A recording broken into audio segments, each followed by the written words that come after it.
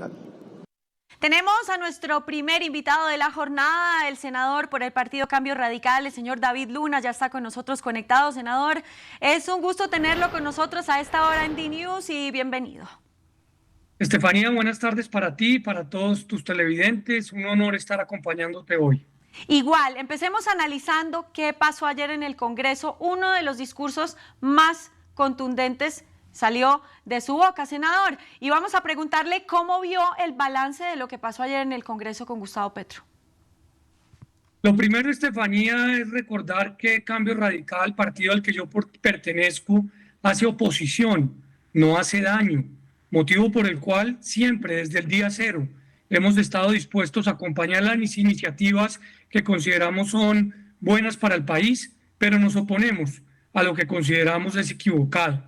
Lo segundo, cuando usted gana las elecciones, gobierna, pero cuando pierde, controla. Nosotros perdimos las elecciones presidenciales, por eso ejercemos control político sobre el presidente Petro.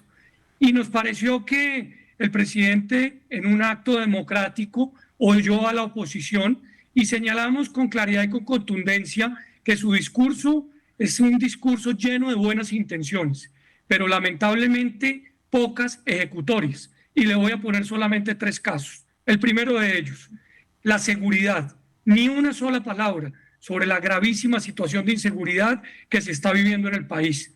El presidente Petro le tiene amarradas las manos a la fuerza pública.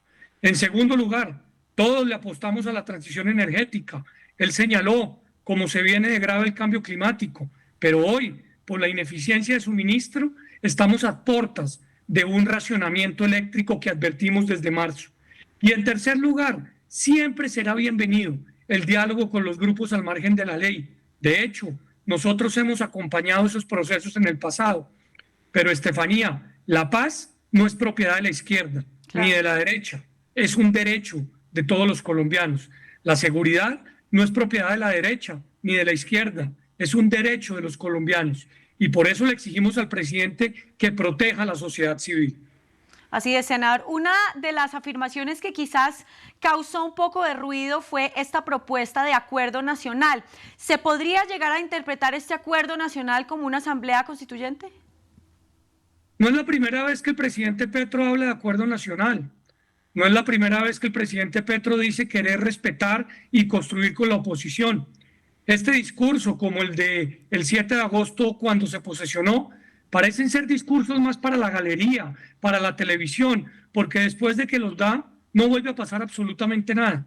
Si el presidente quiere convocar a las diferentes fuerzas ciudadanas, sociales, sindicales, políticas, tiene que entender que del disenso se construye el consenso, que hay que oír a quienes se piensa distinto, porque las propuestas que ha presentado ante el Congreso pues son simplemente unilaterales.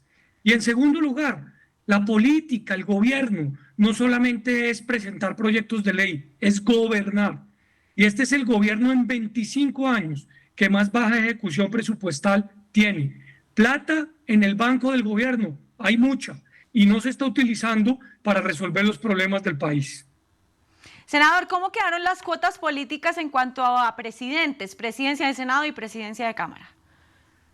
El gobierno pierde un pulso político en el Senado de la República, gana un candidato que no estaba siendo apoyado por el gobierno, lo que demuestra que hay independencia de poderes.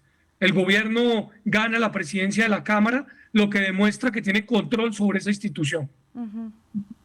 Para nadie es un secreto que Gustavo Petro quiere pasar muchísimas reformas por el Congreso. ¿Será que, digamos, al ser el Senado ahora un poco más independiente del gobierno nacional, le va a costar llevar a cabo esas propuestas? No porque el Senado sea o no independiente, o no porque la Cámara sea o no independiente, sino porque el presidente lamentablemente no dialoga, no construye consensos. El presidente solamente quiere imponer. Y le voy a poner un caso, la famosa reforma a la salud.